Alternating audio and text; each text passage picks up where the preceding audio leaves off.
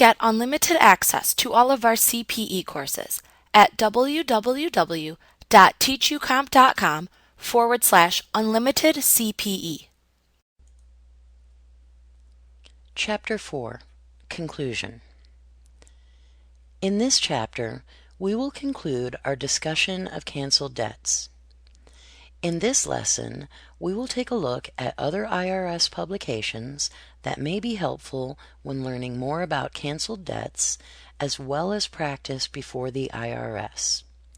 You may be interested in the following: IRS Publication 530, Tax Information for Homeowners; IRS Publication 551, Basis of Assets; IRS Publication 225, Farmer's Tax Guide; and IRS Publication 908, Bankruptcy Tax Guide. There is also a telephone hotline especially for those who practice before the IRS. The Practitioner Priority Service is a nationwide, toll-free hotline that provides professional support to practitioners with account-related questions. The toll-free number for this service is 866-860-4259. Like what you see?